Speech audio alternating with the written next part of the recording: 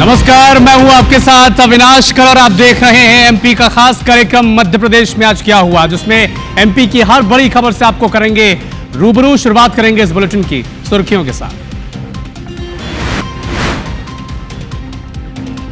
बढ़ सकती है छत्तीसगढ़ शराब घोटाले के मुख्य आरोपी अरुणापति त्रिपाठी की मुश्किलें। झारखंड एसीबी ने रांची ले जाने का मांगा है प्रोडक्शन वारंट। रायपुर में कांग्रेस की कल होगी बड़ी सभा। बारिश के चलते पड़ने वाले खलल से बचने की तैयारी। पीसीसी प्रभारी सचिन पायलट ने लिया जायजा।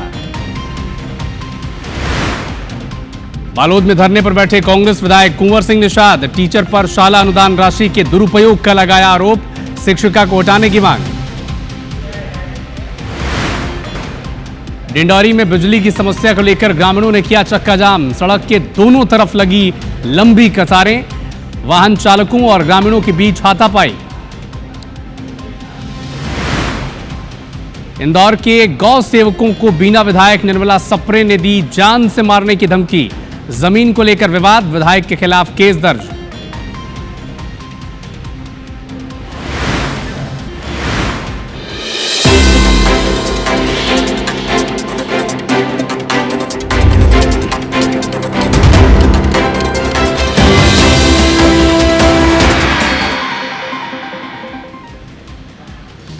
बुलेटिन की शुरुआत करेंगे विवादित खबरों से। मध्य प्रदेश में मुहर्रम में एक बार फिर से विवाद देखने को मिला। आपको दो जगहों से ऐसी खबरें बताते हैं। पहली खबर उज्जैन से है, जहां मुहर्रम के जुलूस के दौरान भीड़ को नियंत्रित करने के दौरान पुलिस ने लाठीचार्ज किया। इधर जुलूस का रास्ता बदलने पर आयोजकों के खिलाफ केस भी दर्ज किया गया है। दूसरी खबर है देवास से। यहां मुहर्रम के दिन ब्राह्मण समाज के पूर्व अध्यक्ष के घर पर पथराव किया गया, जिसका आरोप मुस्लिम समाज के लोगों पर लगा है। और इसी के बाद ब्राह्मण समाज के लोगों ने आरोपियों की गिरफ्तारी की मांग करते हुए प्रदर्शन किया और देवास में तनाव की स्थिति दिन भर बनी रही।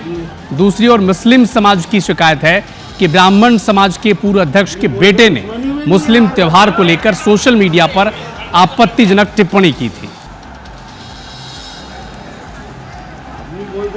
तो देखिए, मुहर्रम के दिन जिस तरह से स्थिति बनी थी वो विवादित रही। एक तरफ देवास में जहां एक ब्राह्मण अध्यक्ष जो थे समाज के, उनके घर पर पथराव की स्थिति देखने को मिली, तो दूसरी तरफ उज्जैन में रास्ता बदलने को लेकर वहां पर पुलिस को अब लाठीचार्ज करना पड़ा और आयोजकों पर भी केस दर्ज किया गया कि बिना पूर्व सूचना के इसका रास्ता कैसे बदल लिया गया। चूंकि वहां पर स्थिति थोड़ी अनियंत्रित सी हो गई थी, हालात को नियंत्रण में लाने के लिए लाठीचार्ज करना पड़ा पुलिस को।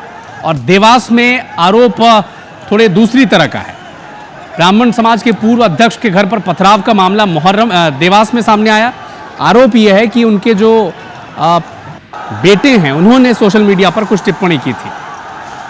तो विस्तार से इन खबरों का रुख आप तक करते हैं और अपडेट भी इसका आप तक पहुंचाते हैं। उज्जैन के जीवाजीगंज थाना क्षेत्र में मुहर्रम के मौके पर शहर में निकाले जा रहे एक जुलूस के दौरान विवाद की स्थिति बन गई। जुलूस के निर्धारित मार्ग से हटकर दूसरे मार्ग में जाने के लिए स्थिति तनावपूर्ण हो गई और स्थिति ऐसी बन गई कि पुलिस को नियंत्रण करने के लिए लाठीचार्ज करना पड़ा। घटना का एक वीडियो सामने आ चुका है, जो इस वक्त आप स्क्रीन पर देख रहे हैं। पुलिस अधीक्षक प्रदीप शर्मा बता रहे हैं कि मामले पर प्रतिक्रिया देते हुए कहा कि हमने आयोजकों को बैठक में पहले ही साफ किया था कि जो तय मार्ग है वहीं से होकर जुलूस को गुजारा जाए। इसके बावजूद रास्ता बदलने की कोशिश की गई। कानून व्यवस्था इससे बिगड़ सकती थी। भीड़ की सुरक्षा को देखते हुए पुलिस ने हल्का बल प्रयोग किया है, ये पुलिस ने स्वीकारा है। इस घटना में अब पुलिस ने जुलूस आयोजकों को समेत कुल 16 लोग ऐसे हैं जिनके खिलाफ लोक सेवक के आदेश की अवहेलना, सरकारी काम में बाधा और अन्य धाराओं में केस दर्ज किया है। तो मुहर्रम के दिन अब एक विवादित स्थिति उज्जैन में बनी। पहले से बैठक कर बताया गया था कि तय रूट्स पर आपको होकर गुजरना है, लेकिन इसके बावजूद रास्ता बदला गया, स्थिति बिगड़ी, लाठीचार्ज करना पड़ा पुलिस को और अब केस भी दर्ज किया गया 16 लोगों के खिलाफ, आयोजक समेत।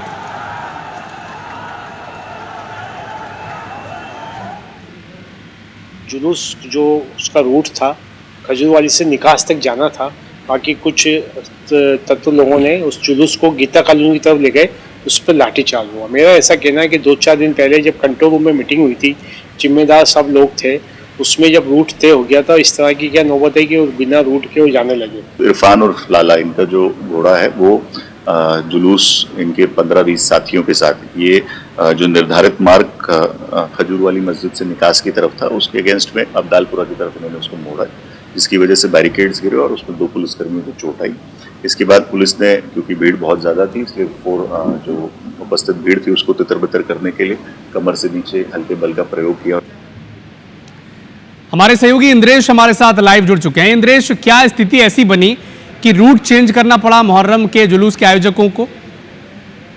जी बिल्कुल, बताना चाहूंगा स्थिति कोई ऐसी नहीं थी, सारी चीजें सामान्य थी, लेकिन क्या आयोजकों द्वारा जब शांति समिति की बैठक हुई और आयोजन को लेकर जब पुलिस कंट्रोल रूम में पहले बैठक हुई तो सभी से पुलिस अधिकारियों ने मार्ग तय करने की बात कही थी, तो सभी ने अपने रूट तैयार करके पुलिस अधिकारियों को दे दिए थे, क्योंकि पुलिस को पूरी व्यवस्थाएं लगानी थी। चूंकि मुहर्रम का कल देखा जाए तो पर्व के हिसाब से, हिजरी संवत के हिसाब से मुहर्रम पर्व जो लगातार मनाया जाता है उसके 9वें दिन जो है जुलूस निकाला जाता है। तो इसके चलते ही जो देर रात यहाँ जुलूस निकाला जा रहा था, तय मार्ग भी तय था कि यहाँ से जो है जुलूस वापस जो है निकास चौराहा जाएगा, लेकिन जो यहाँ पे आयोजक हैं उनके द्वारा जो है बैरिकेटिंग होने के बाद में भी देखा जाए तो इनका जो पूरा जो संगठन होता है, जो पूरा ग्रुप था आयोजकों का, उन्होंने बैरिकेटिंग को धक्का दिया, जैसा कि वीडियो में भी साफ दिखाई दे रहा है कि बैरिकेड नीचे गिर गए। इस दौरान जो है वहां बैरिकेड के पास जो पुलिसकर्मी खड़े थे उनको चोट आई है, तो वो भी जो है अस्पताल में भी उपचाररत है। और देखा जाए तो पूरा मामला देखा जाए तो उज्जैन में मुहर्रम के जुलूस में देखा जाए तो हर साल कोई ना कोई विवाद होता है, कोई ना कोई जो अव्यवस्थाएं जो है,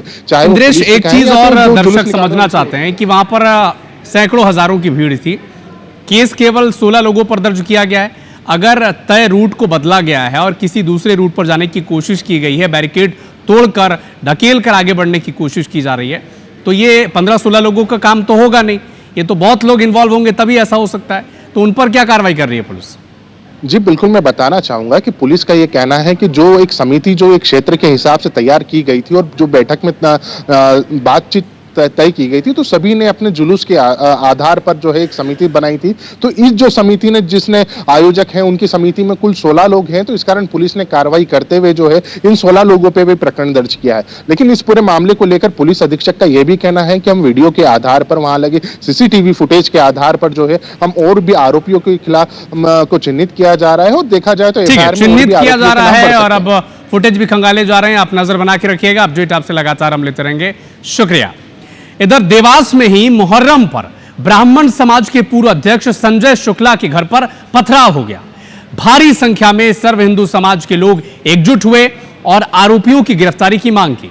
पथराव में उनके घर के कांच टूटे हैं, घर के बाहर भी नुकसान हुआ है। कुछ ही देर बाद ब्राह्मण समाज, सर्व समाज और हिंदू संगठन के लोग संजय शुक्ला, जो ब्राह्मण समाज के पूर्व अध्यक्ष हैं, उनके घर पहुंच गए, रैली निकाली, सिटी कोतवाली पहुंचे, प्रदर्शन किया, आरोपियों की जल्द गिरफ्तारी की मांग की। प्रदर्शनकारियों ने थाने के बाहर बैठकर हनुमान चालीसा का पाठ किया।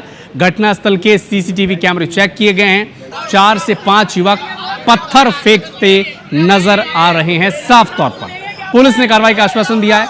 इधर मुस्लिम समुदाय के लोग क्या कहते हैं थाने पहुंचकर कि पथराव की घटना से जुड़े संजय शुक्ला के बेटे अनुभव शुक्ला ने सोशल मीडिया पर मुस्लिम त्योहार के खिलाफ आपत्तिजनक पोस्ट की थी, जिसके चलते धार्मिक भावना आहत हुई। इस पर कार्रवाई होनी चाहिए।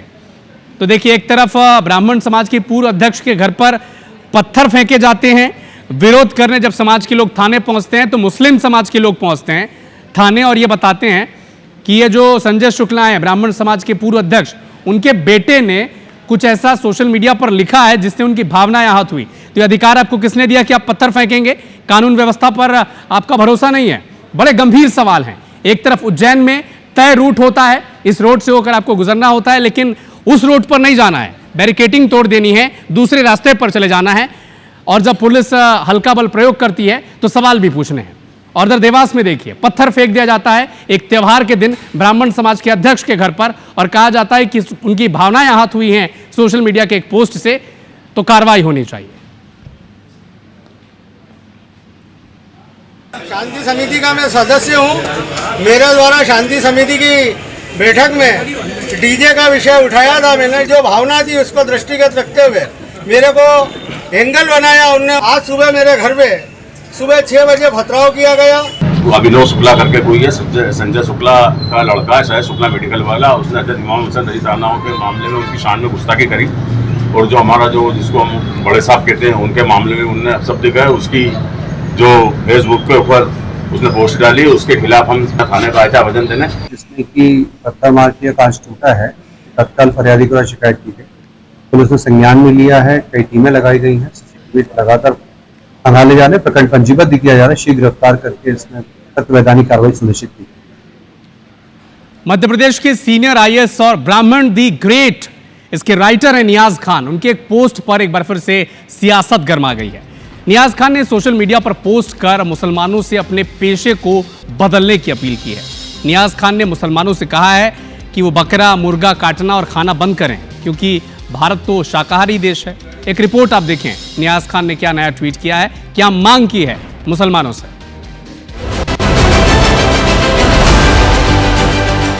एमपी कैडर के आईएएस नियाज खान का एक और सोशल मीडिया पोस्ट बवाल काट रहा है।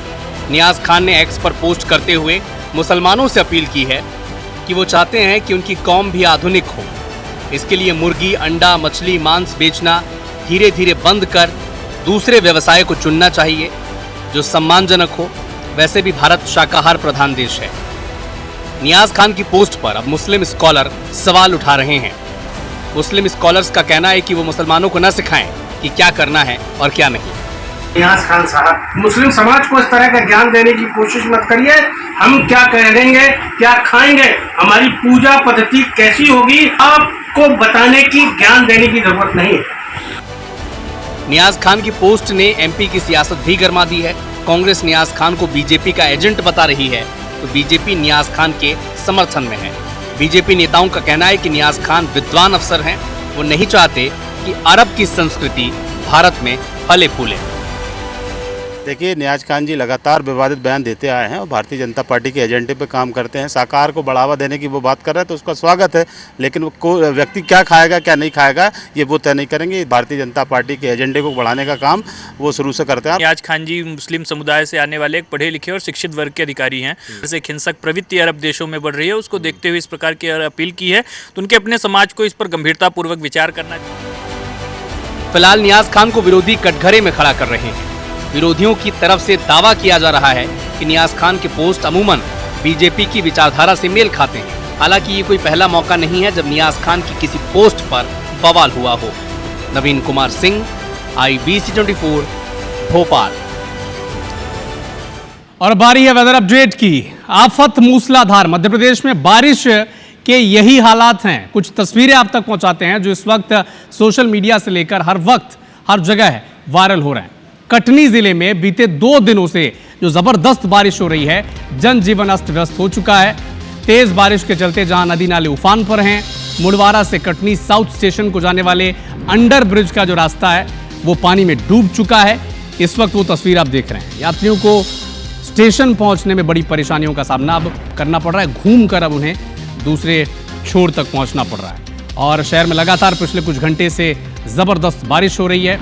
कटनी जिला के इमलिया गांव में सिस्टम की लापरवाही ने अब सरकार और प्रशासन के दावों की पोल खोल दी।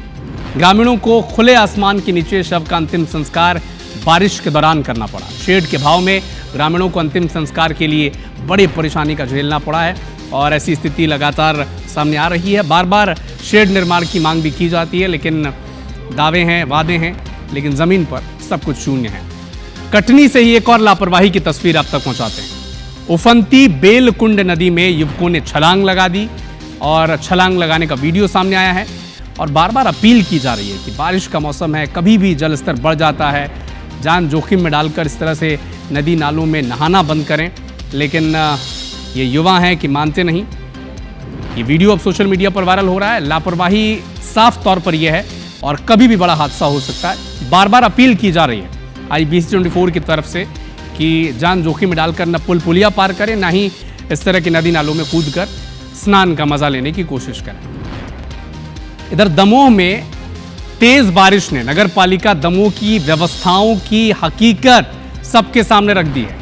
शहर के मुख्य गांधी चौक मार्केट के टोपी लाइन इलाके में पानी भर गया। देखिए कहां तक पानी भरा हुआ। दुकानों के भीतर पानी घुस गया, मार्केट बंद करना पड़ा। कईयों को नुकसान भी हुआ है, जिनका सामान जमीन पर था। उमरिया लिए चलते हैं। उमरिया जिले समेत आसपास के क्षेत्र में भारी बारिश के बाद नदी नाले उफान पर है। जोहिला डैम ऐसा है जहां पर पानी की आवक बढ़ने के चलते 2 गेट खोल दिए गए। सूचना के बाद आसपास के लोग डैम देखने पहुंचे, मोबाइल से इस तस्वीर को कैद भी किया है। तो कई गेट खोल दिए गए हैं और इस गेट खोलने के बाद पर्यटक वहां पर पहुंच रहे हैं इस नज़ारे को कैद करने के लिए अपने मोबाइल में। इधर छतरपुर भी आपको लिए चलते हैं। छतरपुर में भी लगातार बारिश हो रही है। अब कौन कौन सी नदी का जलस्तर बढ़ा है आप ध्यान दें। धसान नदी, केन नदी। अब लहचूरा डैम के 7 गेट यहां पर खोल दिए गए हैं। केन नदी पर बने गंगेऊ डैम के ऊपर से पानी बह रहा है और सीमावर्ती इलाका हो या फिर निचले जो इलाके हैं वहां पर जो गांव मौजूद हैं वहां पर अलर्ट जारी किया गया है। सतर्क रहने के निर्देश दिए गए हैं ग्रामीणों को। अब जबलपुर लिए चलते हैं आपको, क्योंकि बरगी बांध के 21 में से 9 गेट खोल दिए गए हैं। बांध से 52,000 क्यूसेक पानी छोड़ा जा रहा है। अब इसे देखने के लिए भी लोग पहुंच रहे हैं, पर्यटक पहुंच रहे हैं। डैम के गेट खोलने से नर्मदा के जलस्तर में इजाफा होगा ही। नर्मदा के तटीय क्षेत्रों में बाढ़ का अलर्ट जारी किया गया है। निचली बस्तियों में निर्देश दे दिए गए हैं, सतर्क रहें।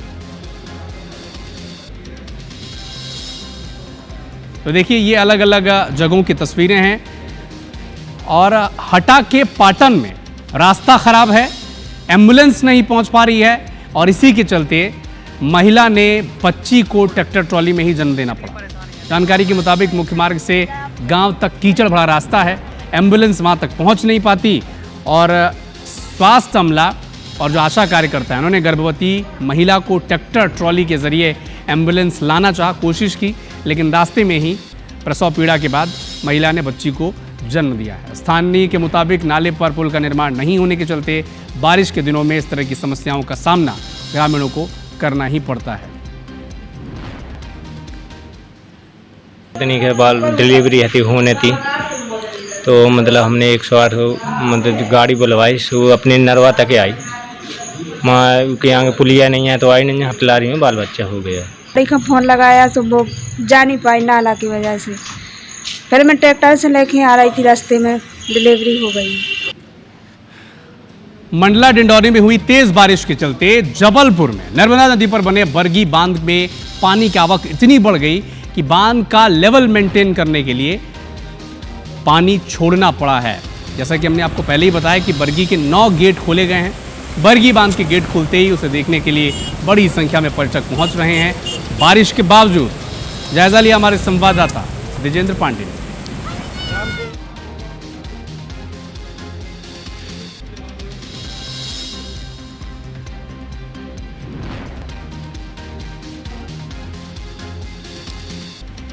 तो कि बरगी बांध जो कि नर्मदा नदी पर बना हुआ है उसमें लगातार जल स्तर में इजाफा हो रहा है और बांध के जल स्तर को मेंटेन करने के लिए बांध से पानी की निकासी की गई है। जबलपुर के बरगी बांध में ये पानी जो कैचमेंट एरिया में एकत्रित हुआ था उसका वाटर डिस्चार्ज यहाँ पर हो रहा है और तकरीबन 1.33 मीटर ऊंचाई पर बांध के 21 में से 9 गेटों को खोला गया है और इनसे 52,000 क्यूसेक पानी छोड़ा जा रहा है। लोग क्या कहते हैं, यहाँ बड़ी संख्या में आए हुए हैं, उनसे जानने की कोशिश करेंगे।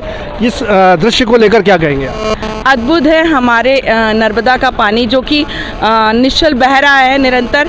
और अभी जब डैम का बांध का पानी बढ़ गया है और इस तरीके से जब ये गेट खोले जा रहे हैं तो हम लोग शहर से सभी लोग आ रहे हैं और इसको देख रहे हैं, बहुत अच्छा लग रहा है। मंडला डिंडौरी जो कि कैचमेंट एरिया है बरगी बांध का, वहाँ तेज़ बारिश हुई है, इसीलिए बांध के जलस्तर को मेंटेन करने के लिए पानी की निकासी की जा रही है। और आपको मैं दिखाऊंगा, देखिए क्या लहरें आपको यहाँ पर नर्मदा जी की दिखेंगी जो कि पानी यहाँ पर छोड़ा जा रहा है और धीरे धीरे ये जो पानी आगे बढ़ रहा है ये नर्मदा के डाउन स्ट्रीम के ज़िलों में पहुँचेगा। जबलपुर के ग्वारीघाट में जलस्तर में इजाफा दिखेगा, आगे जाके नरसिंहपुर, खंडवा, खरगोन, बड़वानी, धार, जितने डाउन स्ट्रीम के ज़िले हैं वहाँ सभी बाढ़ का अलर्ट जारी कर दिया गया है और लोगों को ये ताकीद दी गई है, चेतावनी दी गई है कि वो घाटों से सुरक्षित दूरी बनाए रखें। लेकिन इधर बांध के गेट खोले जाने का लोग लुत्फ उठा रहे हैं। बड़ा खूबसूरत दृश्य यहाँ पर दिख रहा है। कैमरामैन अखिलेश दुबे के साथ विजेंद्र पांडे, IBC 24 जबलपुर। तो जबलपुर में बरगी बांध खुल चुका है, उसके गेट खुल चुके हैं, लेकिन लापरवाही का एक मामला वहां पर सामने आया। दूर रहने का अलर्ट दिया गया, लेकिन लोग पानी में कूद रहे हैं और ये लापरवाही कैमरे में कैद हो चुकी है। बरगी बांध के सामने पानी में युवक ने छलांग लगा दी। साथियों ने पानी में छाता फेंककर बड़ी मुश्किल से इस युवक को बचाया है। तो देखिए जिस तरह से मंडला और डिंडौरी के इलाके में नदियों में जलस्तर बढ़ा है और इसी के चलते बरगी बांध का जो जलस्तर है उसे मेंटेन करने के लिए 9 गेट खोले गए हैं और अलर्ट जारी किया गया है आसपास की निचली बस्तियों में और जो लोग वहां पहुंच रहे हैं कि लापरवाही न बरती जाए। लेकिन देखिए किस तरह से छलांग लगाई जा रही है और बहाव इतना तेज था कि बहता चला गया ये युवक। बड़ी मुश्किल से छाता दिखाकर इसे पकड़ा गया है और छाते के सहारे इसे फिर किनारे लाया गया, तब जाकर इसकी जान बच सकी है।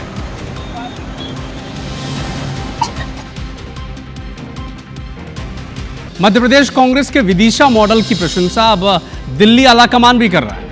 कांग्रेस को उम्मीद है कि विदिशा मॉडल के जरिए पार्टी अगले विधानसभा चुनाव में बड़ा उलटफेर कर सकती है, लेकिन भारतीय जनता पार्टी कांग्रेस के विदिशा मॉडल की बखिया उधेड़ रही है। एक रिपोर्ट आप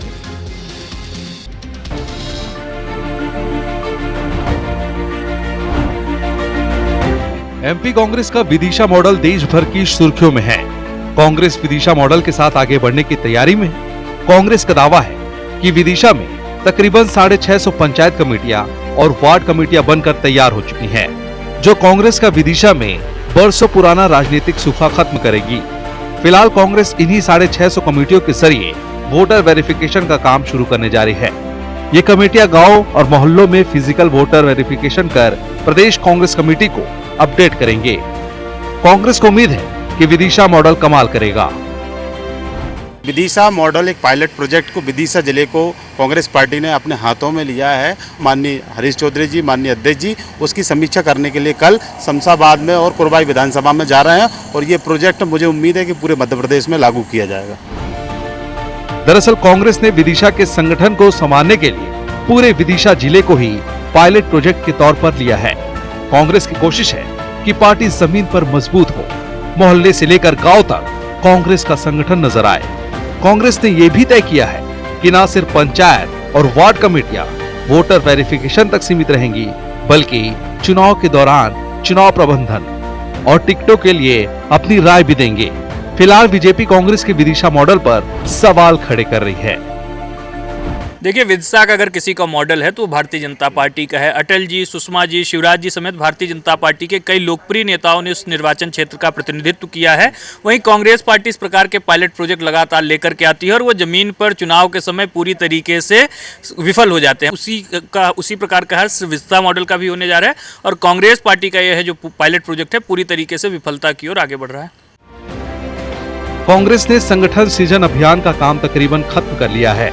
अब पार्टी जल्द ही जिलाध्यक्ष के नाम का ऐलान कर देगी। प्रदेश कांग्रेस अध्यक्ष जल्द ही विदिशा के पंचायत कमेटियों और वार्ड कमेटियों के साथ टिफिन पार्टी कर बीजेपी सरकार के खिलाफ एकजुट करने वाले हैं। फिर भी कांग्रेस के सामने विदिशा में बीजेपी को टक्कर देना बड़ी चुनौती से कम नहीं। नवीन कुमार सिंह, IBC 24 भोपाल। भोपाल लिए चलते हैं आपको। एक देश एक विधान राष्ट्रीय कार्यक्रम में सीएम डॉक्टर मोहन यादव संबोधित कर रहे हैं। अगर करें तो जो डॉक्टर मुखर्जी ने अपना बलिदान किया, जिस आधार पर उन्होंने कहा कि ये कश्मीर में धारा 370 लगाना ये सही नहीं होगा, ये कब देख लिया उनने? जब देश की आजादी के बाद नेहरू जी के माध्यम से इस धारा 370 का जन्म हुआ और धारा 370 के कारण से उसकी गंभीरता के बलबूते पर कभी आप कल्पना करो अपने खुद के जीवन से कि कोई चीज देश के मामले में आपको गलत लगे और गलत लगने के बाद आमतौर पे क्या होता कि नहीं जमा तो छोड़ दो, ऐसे ही होता है ना। या नहीं जमा तो छोड़ने के बजाय अपनी जान की बाजी लगा करके भी पूरे देश का ध्यान आकर्षित करना है। अगर इस दिशा में कोई पहले शहादत हुई है तो सच्चे अर्थ में डॉक्टर मुखर्जी की शहादत हुई है। हमें इस बात का गर्व होना चाहिए। जिनने कहा कि ये जो धारा 370 लगी है, ये धारा 370 कल को कलंक साबित होने वाली है। यहां खून की नदियां बहेगी। हमारे इस देश के अंदर आजादी के बाद आजाद भारत में कश्मीर के अंदर कश्मीर के वासियों को घर बार छोड़ करके बाहर भाग के आना पड़ेगा। वो केसर की क्यारियों वाली अद्भुत खेती, वो सेवफल के बगीचे, वो डल झील और झेलम खून की नदियों में बदल गई। ये जो समय बदला है, एक निर्णय जो गलत आदमी लेता है उस निर्णय की कीमत कितनी चुकाना पड़ती है। ये निर्णय धारा 370 को लेकर के, और हाँ, हमें इस बात का गर्व है, हम उस पार्टी के कार्यकर्ता हैं जिनके नेता ने इशारा किया था कि धारा 370 गलत है। माननीय मोदी जी के नेतृत्व में वो उसको साबित करके बताया कि गलत है, तो हटाने का मादा भी उसी पार्टी के लोगों में है। अब ये पार्टी के भाव से ऊपर आके बात बताएं। पार्टी का तात्पर्य देशभक्ति से होना चाहिए, क्योंकि लोकतंत्र के अंदर ऐसे कोई भी जहरीले बीज अगर लगा दिए गए हैं और उससे पनपने वाला पौधा अगर पनपेगा और दूर से लोग तमाशा देखेंगे तो भगवान भी माफ करने वाला नहीं है। ये एहसास कराने का काम डॉक्टर मुखर्जी ने किया। आप अंदाज लगा लो, उनका जीवन देखते हैं तो जीवन में उनने कैसे छोटे से जीवन में 51 साल की छोटी सी उम्र में किस प्रकार से उनने जीवन जिया। लोकतंत्र के लिए हमको ये भी याद रखना पड़ेगा कि लोकतंत्र तो हमको 1947 में हमारी देश की आजादी मिली है और लोकतंत्र मिला है, लेकिन आजादी के लिए इस देश ने 1000 साल के आसपास पृथ्वीराज सिंह चौहान के बाद से इस देश में दिल्ली की सत्ता पे हमारे स्थानीय नेतृत्व का या स्वदेशी के भाव वालों का लंबा संघर्ष रहा है। जब 1000 साल की अपनी गुलामी का लगभग काल रहा है, उसमें यह बात सही है कि गुलामी से लड़ने वाले नायक महाराज शिवाजी, महाराणा प्रताप, ऐसे कई स्वनाम धन्य बड़े बड़े नाम मिलेंगे, लेकिन समूचा देश जब आजाद होता है तो देश के आजादी के बाद आजादी के इस देशवासियों की दृष्टि क्या होना चाहिए, वो दृष्टि देने का काम किसी ने किया है तो डॉक्टर मुखर्जी ने किया है। हमें इस बात का गर्व है।